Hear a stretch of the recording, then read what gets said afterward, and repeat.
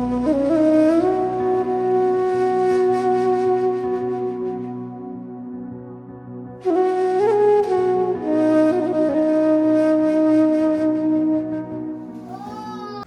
Maya. Koi kaino ne ngasi mani malagi chithi pakhum mu pa ba horage ko. Ado kaino dadi mani mala dadi malana paraga mani na pakhum pidra. Akoi di mala jing ngasi angang chak indori aduga mani na dum pa ba pakhum ga dum pinarani. Hana mani yam pa mandra. Nom ta pa ji adi. Kaino ne da akoi gi video je sum thabak sina baga mayam na di nungsina comment tam pibira pa. Akoi na di reply han bangam da ba adagi lab lab amam go on thoga sum thamba du adi sumna mi na kaino hire pa du di haning ma matang ju la idana ko simadi si haige natraga kaino du di mi na kaino hangak pa du di pakhum pa maga hangak pa ju yawe adu mado akoi na sum haidi type tawraga e lay budu da matam du sum handak si thaba khar sin ba phang dab du da koi na ss mai tawraga phone ju ya ji comment pa tho po ina amane marak ta phone ju ya da baga comment pa tho po ina kaino tawrage sumaina video am sem je na akoi comment khar khak lo khachar ke ado comment je loi na makti kaino tawroi lokhat padi pharak ta bani na haiphet mana mana du punja laga amam khak lo khalage ko ado comment kayam lokhat pe ya ge dum akoi yeng jara age Hau jik se thui ki jo chakkan ni ilini silana. Ihan ham je takhel ki mingsil na thabira kuni ko iche do na Tripura de iche do. Ado mana kaino hare nahan sila imana pochai tharak do.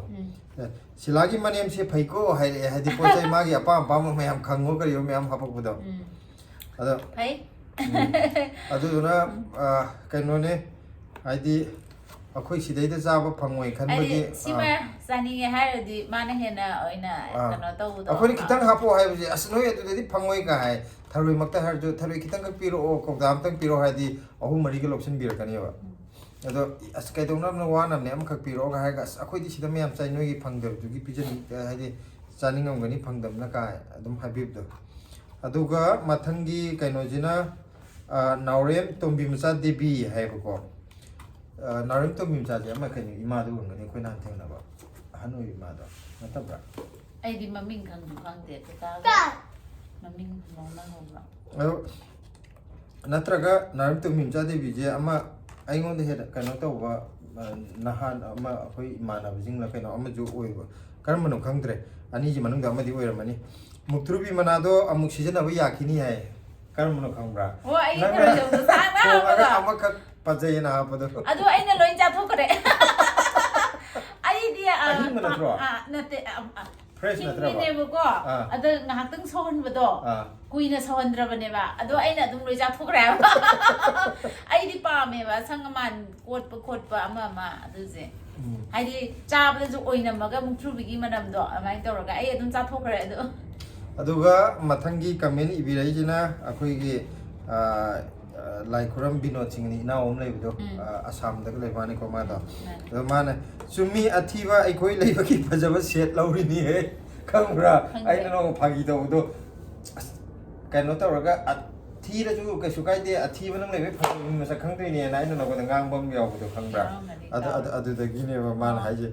chumi athi ba lei ram ba de phajaba je set lauri na tra di mani mani ai thiram bai ma masak phajai na khali na tro ai angang oiram bagi ma ahan ne na khali na tro aduga kaino du jo hai re nem na thama santhi lauru bu oi ma kilometer kul la ma lauri lo ai mani akoi gi mani thoi thoi tang ai ko adu akoi gi di thap ju thap na ko poto phaning bagi hai tare poto yamna phaning bagi aduga video da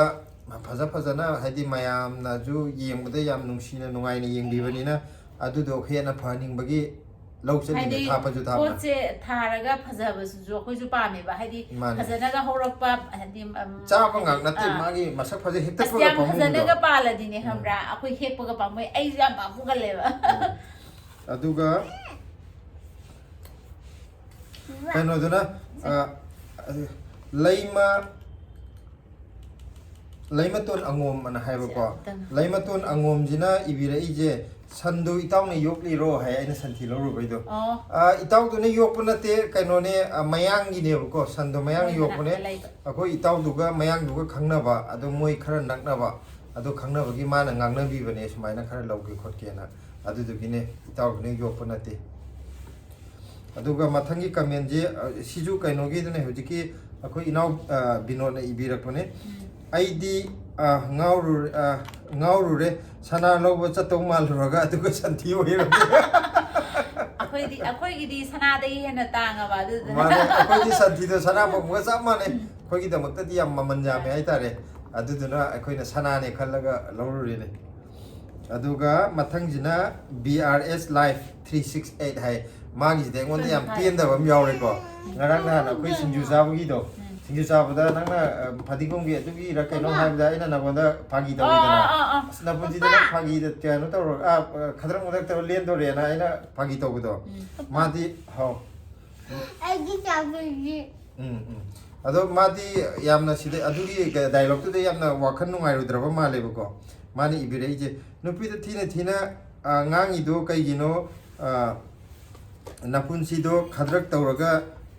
ꯂꯦꯟꯒꯅꯣ ꯀꯥꯏꯅ ꯚꯤꯗꯤꯑꯣꯁꯤ ꯃꯌꯥꯝ ꯌꯦꯡꯗꯣꯏꯅꯤ ꯐꯥꯒꯤ ꯑꯣꯏꯔꯁꯨ ꯑꯗꯨꯝꯅ ꯉꯥꯡꯒꯅꯣ ꯀꯩꯁꯨ ꯅꯨꯡꯉꯥꯏꯔꯝꯃꯣꯏ ꯕ꯭ꯂꯦꯁꯤꯒꯤ ꯃꯃꯥꯗꯣ ꯊꯕꯛꯅ ꯇꯞꯇꯥꯏ ꯁꯤꯖꯤꯟꯅꯊꯣꯛꯂꯒ ꯃꯇꯦꯡ ꯑꯃꯇꯪ ꯄꯥꯡꯉꯣ ꯍꯥꯏꯕꯒꯤ ꯑꯗꯨꯃꯥꯏꯅ ꯆꯩꯔꯗꯤ ꯀꯔꯤꯗ ꯅꯨꯡꯁꯤꯔꯤꯅꯣ ꯑꯗꯣ ꯀꯩꯅꯣꯅꯦ ꯍꯥꯏꯗꯤ ꯏꯕꯥꯅꯤ ꯑꯃꯒ ꯑꯗꯨꯝ ꯀꯔꯦꯝꯅꯩꯌꯦꯕꯀꯣ ꯍꯥꯏꯗꯤ ꯑꯩꯅꯁꯨ ꯃꯉꯣꯟꯗ ꯉꯥꯡꯉꯦ ꯃꯥꯅꯁꯨ ꯑꯩꯉꯣꯟꯗ ꯉꯥꯡꯉꯦ ꯍꯣꯏ ꯅꯨꯃꯤꯠꯇꯨꯗ ꯚꯤꯗꯤꯑꯣꯗꯅ ꯑꯩꯅ ꯉꯥꯡꯕꯗꯨ ꯑꯣꯏꯅ ꯀꯦꯞꯆꯔ ꯇꯧꯈ꯭ꯔꯦꯀꯣ ꯑꯗꯨꯗ ꯃꯥꯅ ꯁꯤꯔꯤꯌꯁ ꯑꯣꯏꯅ ꯂꯧꯕꯒꯤꯁꯨ ꯀꯩꯝ ꯌꯥꯎꯗꯦ ꯀꯩꯝꯇ ꯋꯥ ꯑꯣꯏꯅ ꯂꯧꯗꯦ ꯃꯥꯅ ꯉꯥꯡꯉꯛꯑꯒꯁꯨ ꯑꯩꯅ ꯋꯥ ꯑꯣꯏꯅ ꯂꯧꯗꯦ ꯑꯗꯨꯝ ꯏꯕꯥꯅꯤ ꯐꯥꯒꯤ ꯇꯧꯅꯕꯩꯅꯦ ꯑꯗꯣ ꯑꯩꯅ ꯌꯥꯝ ꯅꯨꯡꯉꯥꯏꯇ꯭ꯔꯦꯅ BRS Life ꯑꯗꯨꯒꯤ ꯗꯥꯏꯂꯣꯛꯇꯨꯗ ꯍꯥꯏꯗꯤ ꯌꯥꯝ ꯁꯥꯎꯅꯤꯡꯉꯨꯕ ꯃꯥꯜꯂꯦ ꯌꯥꯝ ꯀꯟꯅ ꯁꯥꯎꯕꯤꯔꯨꯅꯨ ꯍꯥꯏꯗꯤ ꯁꯨꯝ ꯐꯥꯒꯤ ꯇꯧꯅꯕꯅꯦ ꯍꯣꯏ ꯃꯌꯥꯝꯅ ꯅꯨꯡꯉꯥꯏꯇꯦ ꯍꯥꯏꯕꯗꯨꯕꯨꯗꯤ ꯚꯤꯗꯤꯑꯣꯗ ꯌꯥꯎꯍꯜꯂꯛꯇ꯭ꯔ ꯂꯣꯏꯔꯦꯀꯣ ꯑꯗꯨꯃꯥꯏꯅ ꯉꯥꯡꯕꯗꯣ ꯑꯗꯨꯒ ꯑꯩꯈꯣꯏꯒꯤ ꯚꯤꯗꯤꯑꯣꯁꯤꯗꯤ ꯇꯁꯦꯡꯅ ꯍꯥꯏꯇꯥꯔꯗꯤ ꯌꯥꯝ ꯑꯦꯟꯇꯔꯇꯦꯟꯃꯦꯟ ꯑꯣꯏꯅꯕ ꯍꯥꯏꯗꯤ ꯃꯌꯥꯝꯅ ꯑꯩꯈꯣꯏꯒꯤ ꯚꯤꯗꯤꯑꯣꯁꯤ ꯌꯦꯡꯕꯤꯔꯒ ꯉꯥꯏꯍꯥꯛꯇꯪ ꯑꯣꯏꯔꯁꯨ ꯄꯣꯊꯥꯕ ꯉꯥꯏꯍꯥꯛꯇꯪ ꯅꯣꯛꯅꯕ ꯑꯗꯨꯃꯥꯏꯅ ꯁꯨꯝ ꯅꯨꯡꯉꯥꯏꯕ ꯐꯥꯎꯕꯗꯣ ꯑꯗꯨꯒꯤ ꯁꯦꯝꯖꯕꯅꯦ ꯑꯩꯈꯣꯏꯒꯤ ꯚꯤꯗꯤꯑꯣ ꯌꯦꯡꯉꯒ ꯃꯌꯥꯝ BP ꯍꯥꯏꯒꯠꯀꯗꯕ ꯑꯣꯏꯇꯥꯔꯗꯤ ꯑꯩꯈꯣই ꯚꯤꯗꯤꯑꯣ ꯁꯦꯝꯕꯒꯤ ꯀꯥꯟꯅꯔꯔꯣꯏꯀꯣ ꯑꯗꯨꯗꯨꯅ ꯉꯥꯏꯍꯥꯛꯇꯪ ꯁꯤꯗꯤ ꯅꯨꯡꯉꯥꯏꯕ ꯌꯦꯡꯕꯅꯦ ꯈꯜꯂꯒ ꯑꯗꯨꯝ ꯌꯦꯡꯕꯤꯌꯨ ꯌꯥꯝꯅ ꯌꯥꯝ ꯁꯤꯔꯤꯌꯁ ꯑꯣꯏꯅꯁꯨ ꯂꯧꯁꯤꯟꯕꯤꯒꯅꯨ ꯅꯠꯇ꯭ꯔꯒꯗꯤ ꯑꯃꯨꯛ ꯍꯤꯗꯥꯛ ꯆꯥꯅꯅꯤ ꯑꯗꯨꯒ ꯃꯊꯪꯒꯤ ꯀꯃꯦꯟꯁꯤꯅ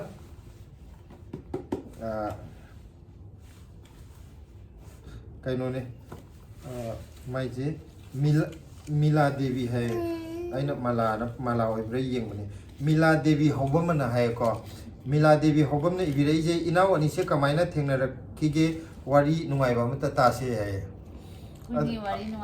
ꯑꯩꯈꯣꯏ ꯑꯅꯤ ꯊꯦꯡꯅꯔꯛꯄꯒꯤ ꯚꯤꯗꯤꯑꯣꯁꯦ ꯇꯣꯉꯥꯟꯅ ꯑꯗꯨꯒꯤꯗꯃꯛꯇ ꯚꯤꯗꯤꯑꯣ ꯑꯃ ꯅꯣꯡꯃ ꯑꯣꯏꯅ ꯁꯦꯝꯖꯔꯒꯦꯀꯣ ꯑꯁꯦꯡꯕꯒꯤꯗꯤ ꯑꯩꯈꯣꯏ ꯑꯅꯤꯁꯦ ꯀꯩꯅꯣꯅꯦ ꯌꯥꯝ ꯁꯝꯂꯞꯄ ꯑꯃ ꯍꯥꯏꯔꯕꯗ ꯁꯣꯝꯗꯁꯨ ꯅꯨꯄꯤ ꯊꯤ ꯈꯪꯗꯅ ꯂꯩꯕ ꯄꯥꯈꯪ ꯑꯔꯤꯕ ꯑꯃ ꯂꯩꯕ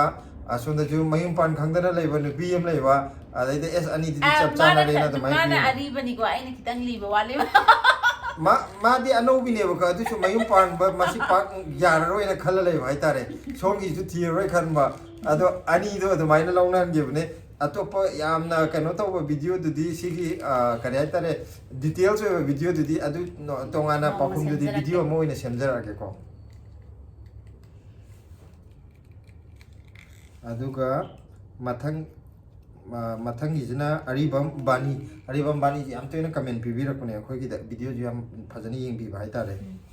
ꯍꯥꯎꯕꯅꯤ ꯑꯁꯦꯡꯕ ꯊꯥꯏꯅ ꯑꯉꯥꯡ ꯑꯣꯏꯔꯤꯉꯩꯗ ꯏꯆꯦ ꯏꯅꯦꯒ ꯄꯨꯜꯂꯒ ꯏꯪꯈꯣꯜꯗꯒꯤ ꯍꯦꯛꯂꯒ ꯁꯨꯕ ꯁꯤꯡꯖꯨꯗꯨꯗꯤ ꯍꯥꯏꯔꯛꯑꯦ ꯃꯥꯏ ꯀꯃꯦꯟꯁꯤ ꯌꯥꯝꯗꯤ ꯆꯝꯕ ꯑꯗꯨ ꯑꯣꯏꯇꯥꯔꯁꯨ ꯌꯥꯝ ꯅꯨꯡꯁꯤꯕ ꯑꯃ ꯄꯣꯛꯇ꯭ꯔꯣ ꯑꯗꯨꯗ ꯑꯩꯅ ꯁꯤꯒꯤꯁꯤꯃ ꯂꯧꯈꯠꯄꯅꯦꯕꯀꯣ ꯍꯥꯏꯗꯤ ꯑꯩꯈꯣꯏ ꯌꯨꯝꯂꯣꯝꯗꯒ ꯁꯤꯡꯖꯨ ꯆꯥꯅꯕꯗꯗꯤ ꯍꯥꯏꯗꯤ ꯑꯩꯈꯣꯏ ꯌꯨꯝꯒꯤ ꯃꯌꯥꯝ ꯄꯨꯟꯁꯤꯜꯂꯒ ꯏꯆꯦꯍꯣ ꯏꯇꯩꯃꯍꯣ ꯑꯩꯈꯣꯏꯒꯤ ꯇꯥꯃꯣ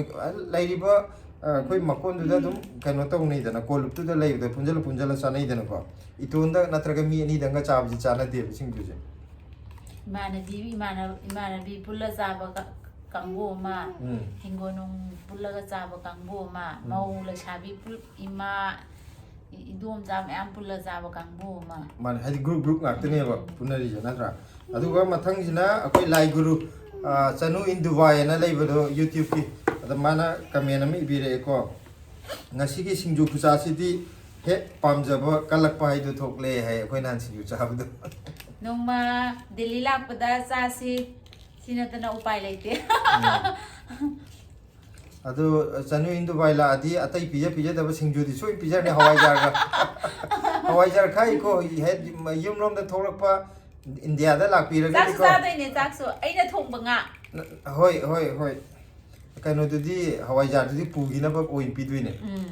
adu di pugi na ba aduga mathang jina akoi gi beheren gi mani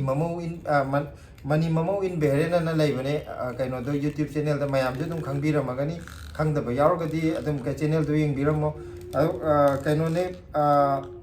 imana ibira ije ngai ba ware da singju do haure chaba phangdra chu hai akoi na kui na sum wari matai tor ga singju chu gi wari tor le bedo adu jani imana hapi le ije yam nungai ri imana ka men ibira ko je akoi imaje yamna active oina lebe imani ko imagi video do mayam amte yengbiyo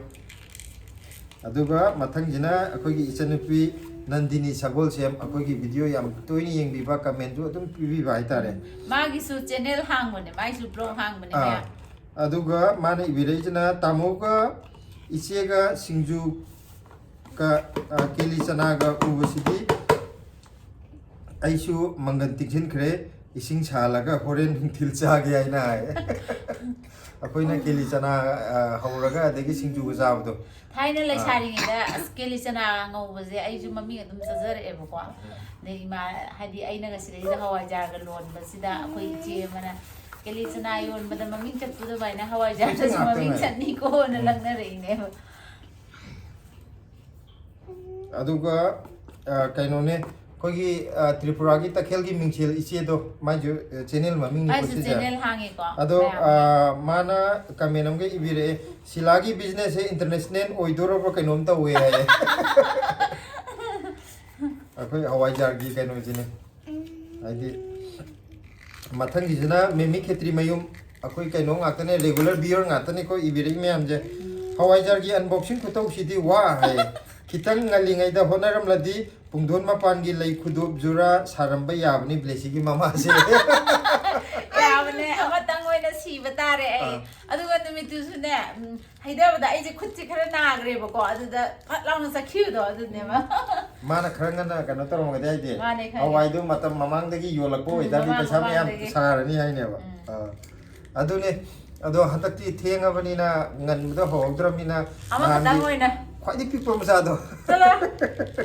adu do oi amatang oin sarni silagi khudop mo dai ga pesa lauroi da mo de pesa na adu ordi lauraga khudop sara di pio mara aingon dagi laudra jo dum sai adu di saring ai de khar chawam chawro kai sani kai no sanamung gi do dum sa doi ni manga gi sa ge pura thal lo khutto siningde sidagi manga si duna pura mappa ki smai phal laga do mi sai na awat paduna na ne ha po aduga aingon dagi lauroi ham nate ai di sanamung gi do sa doi ne ba aingon dagi laudo ordi apik ba yala ji ai na aduga mathang jina salam menaugi devi iche menaugi da electric blanket ama layo aduda omna bane aduga midi kitchen paper duda oil tairaga hadi thau tairaga mana lagi mahut adum oinei adum oina omlei ne ko hadi akoina kano to do ningtham da dila apagadi kano to khara wat le kho le hawa khara wat le ga haibido adugi ne bi chen haibire je masai kitchen paper gi duda thau tairaga aduna nungai dog sumala napsandre dana adu try to we ai ka aduga electric blanket ki duna haidi sa duna o malai na ne ba akoi gi malai bido adugum ra aji kisna kano phi do na o pak te ba duna aduga kaino tamphamani sharma thoithoi nang karan je phadan tai ne nang ja karan kumari ye masak si man dana karan phadan tai ngai tau no aduga tamphamani sharma na mu ibire je kakagi masanupi amasu inaugi hawai jar laibe yaure akoina hawai jar yom baduda moigi imung manungi mi yaure hai sumai ta uje nungdi nungsioni ko akoigi ai imung manungi mi swaina ubo khotpa je ko haidi chapmane akoigi deju akoigi mi ma yaurpa matamda asidi akoi ngangi ne ka hai wakan nuai bam pokpuda aduga rupam sing sina rupam sing jo khoi da dum marmak ta comment pibirapane mana habira ije apu badu loina silak pro natraga lemna halak lemaga halak pa yawra na hai na yawa ja yom do akoi kano ne lem di lemak te ko apu badu loina makti sile adu da matam khara chang ba da ki do adagi mi yom san bado wat ba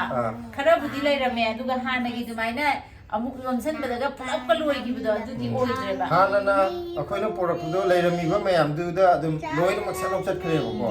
hadi mathang gi la ko mi gi hapngai leitre ba handakina mayam ngai ram bado yam da bagi sum mayam lak ko ngai bado ado akoi mayam lak ko ngai ba su yam na ngai ba gi wana se aduga leiram mi ba mi su na su packet manga dai di ta di ba manga handaki do aro bamna yam yam lo bi gi ko lo ru ga jo kaino ta we ba na tang ngai ku pa pa chak tu tu ji han sa salo chak ta han sa salo blesi nang very good oi dire je mem da hai do ke school da hayeng ai school kin da hayeng kaino ta uda school cha pa da hairam ge blesi very good oi dire chak sa su cha ti maya da ha pa dum le lakpa matam da mi laibi bado khoi yam yam na laibi gi ba amuk layer maga amuk la ga hanjan hanjan na lai ba hidi kona do mandre na adu du gi ni mi di yam yam ba mandra ga mi amam na mayam yam lai du oi ba da ki da adu ga mathang gi jana binod ki ama jong lai binod ki je yam lo khole ko hidi ma gi comment da kitang interesting oi ba mayam yaw du du gi pakhatlu ba phare mi lai re ne ai bau pakhatlu re haji akoi ai ka bu de ne pakhalang ani yon ba zalam dai je skeletor he ka ga ne mi lai bra lai ta bra mi hunje de ding ding chong e ba haji ema akoi na pakhat padidi sit kedra siloi dra kai pakhat padi to kora dana video yeng biri ba khoi gi regular viewer hai ta re ko moi na bok ta pakhat pi re haji asmo ji mi lai ro moi dra kai khalaga sidi yam nung siwam phau do adu dai na mai je lokalak puni ka adu duga po yo li ba mayam se loina mo pakhat na rang gani ngo kari pakhat ta adu ai se po yon gen khalle ma ai se ya da wan di ma di hayeng chai khara lai sala ka na kai then pham ge na hai bane adu ai se ya ga tra khang di ai hai di sai to da pakhat pa ne hel ha ba po jon ra bo bp guli oi jana da aduga si kaino jina mathangi comment jina akoi ima bidumuki akoi gi de am nungsi nungsi na pirak pa ima ne bidumuki naurem aduga mana haijina masu se yam chaure ngang masu yam haire kaithel gi mahau kawbo ngamdre ko isana sumaina mayam gi mateng pang masi yam phaida hai hoi ma thank you hai bobo thank you am thai gro hayo resi je ma je khara kano to ne bobo thank you am hayo amumuk lai khat bai tare ma na het ngani ga na ma thopa ma tum ngang ba phana puna ya da ba hai da hayo haijalu ga na ma thopa ma tum lai thok ki se hai ro no se aduga mathangi jina ps abida sahani hay ko ps abida sahani je khoi yum long gi meti pangan ni chinau ma le ko maming ja aduga mayang sing sina khalam mani karino mayo macha amam pora aga mi pakyom de yom seli je kari pot oi ja ro ne na akhoi hawai ja yon ma ne ba ma ye mane haidi la lai mi ba mayam je mun ye ga asma ma gi po jon ba di ama yaw gi ne haidi ma ju piyo mo ju ta lai ge kan no to ga haidi mayam on ta lai ba di ma ju lai ge ma ju piyo hai haidi kai no ga akhoi gi biryani ga malam gani ba pa ne yom ba du ahaw pot ka malam gani ba ahaw ba idi mayam loi cha ya ba hai do akhoi gi da mak ta bu de hawai ja ji yam haw ge ni ko hanjana ni ko ki lai ba lai ba mi ge na ju loi cha ba ya rin cha ba ai ju yaw na hai gi bun adu ita ju lau ge dum tong le bi do amai na atopa matam yon ma khudi ke dum mayang je dum loi yenga chakhi do aduga sina akoi ningom thobi do adu duna mana ibire je noi posai pu birakli ba mi do price bi ba yai ko courier da oiridi phajana sen chang ni bo aduga bisempur soidon soijin bu haina bane haina ba male ama chau bu do adu si mayam hai bisempur gi soidon haina bane na hai re si mayam je aduga kaino ne chekmai gi di natte ba chekmai gi chum du di ta dri ai jetta ꯁꯦꯛꯃꯥꯏꯒꯤ ꯁꯣꯏꯕꯨꯝ ꯒꯥꯏꯁꯦ ꯇꯥꯅ ꯇꯥꯗꯦ ꯍꯥꯏꯕ ꯑꯀꯨꯞꯄꯗꯨꯅ ꯀꯛꯆꯤꯡꯒꯤ ꯍꯥꯏꯅꯩꯌꯦꯕ ꯀꯛꯆꯤꯡꯒ ꯃꯣꯏ command ꯕꯤꯁꯦꯝꯄꯨꯔꯒ ꯍꯥꯏꯗꯤ ꯁꯣꯏꯗꯣꯟꯗꯨꯅ ꯕꯤꯁꯦꯝꯄꯨꯔ ꯁꯣꯏꯗꯣꯟ ꯍꯥꯏꯅꯩꯌꯦꯅ ꯑꯗꯨꯃꯥꯏꯅ command ꯃꯌꯥꯝ ꯍꯥꯏꯔꯛꯑꯦ ꯃꯥꯅꯦ ꯑꯩꯈꯣꯏ ꯄꯣꯠ ꯆꯩ ꯄꯨꯕꯤꯔꯛꯏꯗꯣ ꯑꯩꯈꯣꯏꯒꯤꯗꯤ ꯁꯦꯟꯇꯥ ꯀ꯭ꯂꯣꯁꯀ ꯆꯞ ꯃꯥꯟꯅꯔꯦꯀꯣ ꯀꯩꯅꯣꯅꯦ ꯑꯩꯈꯣꯏꯅ ꯀꯟꯇꯦꯛ ꯇꯧꯔꯒ ꯊꯝꯃꯥꯏꯅ ꯊꯝꯈ꯭ꯔꯕꯅꯦ ꯃꯥꯁꯦ ꯍꯥꯏꯗꯤ ꯑꯩꯈꯣꯏ ꯄꯣꯠ ꯄꯣꯔꯛꯄꯗ ꯄꯨꯔꯣꯏ ꯍꯥꯏꯕ ꯉꯝꯗꯅꯕꯅ ꯃꯟꯇ꯭ꯔ ꯖꯥꯗꯨ ꯇꯧꯔ ꯐꯥꯈ꯭ꯔꯕꯅꯤ ꯃꯤ ꯀꯅꯥꯝꯇ ꯄꯨꯕꯤꯔꯛꯑꯣ ꯑꯗꯨꯅ ꯌꯥꯔꯣꯏ ꯀꯅꯥꯝ ꯄꯨꯕꯤꯔꯛꯎ ꯌꯥꯔꯣꯏ ꯁꯤꯂꯥꯅ ꯌꯨꯝ ꯊꯣꯛꯄꯗ ꯑꯩꯒꯤ ꯄꯣꯠ ꯑꯗꯨꯛ ꯌꯥꯝ ꯄꯣꯔꯛꯎ ꯌꯥꯔꯣꯏꯕ ꯑꯩꯗꯤ ꯊꯥꯔꯛꯏꯗꯨꯗꯤ ꯄꯣꯁꯇ ꯑꯣꯏꯅ ꯑꯗꯣ ꯄꯣꯁꯇꯗꯤ ꯃꯌꯥꯝ ꯑꯩꯅ ꯃꯥ ꯇꯥꯡꯉꯕꯅꯤꯅ ꯄꯥꯈꯪ ꯑꯣꯏꯔꯤꯉꯩꯗꯅꯦ ꯃꯥꯗꯤ ꯁꯨꯡꯆꯥ ꯆꯥꯗꯕꯅꯦꯕꯀꯣ ꯄꯥꯈꯪ ꯑꯣꯏꯔꯤꯉꯩꯗ ꯃꯨꯀꯥ ꯉꯥꯗꯣ ꯑꯁ ꯃꯨꯀꯥ ꯉꯥꯗꯣ ꯆꯥꯎꯕꯅ ꯎꯗ꯭ꯔꯤ ꯍꯥꯏꯗ ꯉꯁꯥꯡꯒ ꯑꯩꯅ ꯊꯥꯔ ꯄꯤꯖꯔꯤꯅꯦꯁꯦ ꯃꯌꯥꯝ ꯃꯃꯥꯡꯗ ꯈꯔ ꯃꯥꯟꯅꯕ ꯉꯥꯡꯉꯤ ꯃꯥ ꯅꯥꯏꯌꯦꯕꯀꯣ ꯑꯗꯨꯗꯅꯦ ꯀꯔꯤꯝ ꯆꯥꯗꯦꯌꯦ ꯑꯗꯨꯒ ꯑꯩꯅ ꯊꯥꯔꯛꯈꯤꯕ ꯉꯥꯗꯨꯅ ꯉꯥꯔꯧ ꯑꯣꯏꯔ ꯆꯥꯏꯌꯦ ꯑꯗꯨꯒꯤ ꯍꯦꯛ ꯉꯥ ꯀꯩꯅꯣ ꯃꯥꯅ ꯊꯥꯔꯛꯄ ꯉꯥꯗꯨ ꯆꯥꯈꯤꯕꯗꯒꯤ ꯃꯥꯅ ꯑꯩꯁꯦ ꯄꯨꯔꯥ ꯎꯔꯨ ꯂꯩꯁꯜꯂꯒ ꯑꯩꯁꯦ ꯑꯗꯨꯝ ꯃꯥꯁꯦ ꯄꯨꯔꯥ ꯁꯤꯖꯤꯟꯅꯔꯒ ꯆꯕꯤ ꯂꯩꯔ ꯊꯝꯈ꯭ꯔꯦꯕ ꯑꯩꯁꯦ ꯑꯗꯨꯐꯥꯎꯗ ꯉꯁꯤꯐꯥꯎꯗ ꯃꯥꯅ ꯎꯔꯨ ꯂꯩꯔꯒꯅꯦ ꯊꯕꯛ ꯁꯤꯖꯤꯟꯅꯩꯁꯦ ꯑꯩꯉꯣꯟꯗ ꯈꯔ ꯈꯔ ꯁꯤꯖꯤꯟꯅꯗ꯭ꯔꯗꯤ ꯀꯩꯅꯣ ꯑꯩꯈꯣꯏꯗꯤ ꯈꯛꯇꯪ ꯂꯩꯔꯒ ꯅꯨꯄꯤ ꯉꯥꯛꯇ ꯉꯥꯏ ꯌꯥꯕ꯭ꯔꯣ ꯃꯌꯥꯝꯅ ꯇꯔꯦꯡ ꯂꯩꯕꯤ ꯍꯥꯏꯕꯗꯣ ꯉꯥ ꯑꯌꯥꯏꯕꯗ ꯂꯩꯕ ꯑꯣꯏꯗꯦꯕ ꯑꯗꯨꯒ ꯃꯊꯪꯒꯤꯁꯤꯅ ꯁꯥꯟꯇꯤꯕꯂꯥ ꯂꯩꯁꯥꯡꯊꯦꯝꯅ ꯏꯕꯤꯔꯛꯏꯁꯤꯅ ꯒ꯭ꯔꯤꯟ ꯚꯦꯖꯤꯁꯁꯦ ꯀꯃꯥꯏꯅ ꯊꯥꯒꯦ ꯑꯩꯈꯣꯏꯅ ꯀꯦꯔꯂꯥꯗ ꯊꯥꯒꯦ ꯍꯥꯏꯕꯗ ꯌꯥꯔꯛꯇꯦ ꯍꯥꯏꯌꯦ ꯀꯃꯥꯏꯅ ꯊꯥꯒꯦ ꯀꯦꯔꯂꯥꯗ ꯊꯥꯕꯗ ꯌꯥꯔꯛꯇꯦ ꯍꯥꯏꯕꯗꯨꯗꯤ ꯃꯣꯏꯔꯣꯝꯒꯤ ꯃꯤꯅ ꯊꯤꯡꯉꯛꯏꯔꯥ ꯅꯠꯇ꯭ꯔꯒ ꯊꯥꯕꯗ ꯍꯧꯒꯟꯗ꯭ꯔꯤꯔꯥ ꯁꯤꯁꯦ ꯑꯩ ꯃꯥꯒꯤꯁꯦ ꯈꯤꯇꯪ ꯀꯟꯐ꯭ꯌꯨꯁ ꯑꯣꯏꯔꯦꯕ ꯃꯣꯏꯔꯣꯝꯒꯤ ꯃꯤꯅ ꯌꯥꯔꯛꯇꯕ ꯑꯣꯏꯇꯥꯔꯗꯤ ꯑꯩꯈꯣꯏꯗ ꯀꯃꯥꯏꯅ ꯊꯥꯒꯦ ꯍꯥꯏꯕꯗꯨ ꯑꯃꯨꯛ ꯍꯪꯉꯔꯣꯏꯗꯅ ꯑꯗꯨꯒ ꯁꯤꯁꯤꯃ ꯍꯥꯏꯕꯤꯔꯛꯑꯣ ꯑꯗꯨꯒ ꯑꯇꯣꯞꯄ ꯃꯊꯪꯒꯤ ꯀꯩꯒꯨꯝꯕ ꯑꯇꯣꯞꯄ ꯑꯩꯈꯣꯏꯒꯤ ꯋꯥꯍꯪ ꯂꯩꯔꯒꯗꯤ ꯑꯩꯈꯣꯏ ꯑꯗꯨꯒꯤ ꯄꯥꯎꯈꯨꯝ ꯄꯤꯖꯒꯦ ꯀꯩ ꯍꯥꯏꯅꯣ ꯃꯥꯏꯁꯦ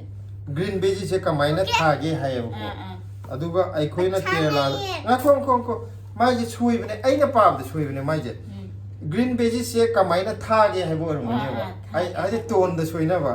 ꯀꯃꯥꯏꯅ ꯊꯥꯒꯦ ꯑꯩꯈꯣꯏꯅ ꯀꯦꯔꯂꯥꯗ ꯊꯥꯒꯦ ꯍꯥꯏꯕꯗ ꯌꯥꯔꯛꯇꯦ ꯍꯥꯏꯕꯗꯤ ꯀꯦꯔꯂꯥꯐꯥꯎꯇꯗꯤ ꯄꯣꯠ ꯆꯩ ꯊꯥꯒꯦꯍꯥꯏꯕꯗꯨꯗꯤ ꯌꯥꯔꯛꯇꯦ ꯍꯥꯏꯕ ꯑꯗꯨꯗꯨꯅꯦꯕ ꯑꯩꯈꯣꯏꯒꯤꯅ ꯀꯃꯥꯏꯅ ꯊꯥꯔꯛꯏꯅꯣꯅ ꯍꯥꯏꯗꯣ ꯑꯩꯈꯣꯏꯒꯤꯗꯤ ꯀꯩꯅꯣ ꯇꯧꯕꯤꯔꯛꯄꯅꯦ ꯃꯤꯅ ꯄꯨꯕꯤꯔꯛꯄꯅꯦ ꯑꯗꯨ ꯄꯣꯁꯇꯁꯨ ꯊꯥꯔꯛꯏꯗꯨꯗꯤ ꯄꯣꯁꯇꯁꯨ ꯊꯥꯔꯛꯄ ꯌꯥꯏ ꯊꯥꯔꯛꯑꯦ ꯑꯩꯈꯣꯏꯗꯤ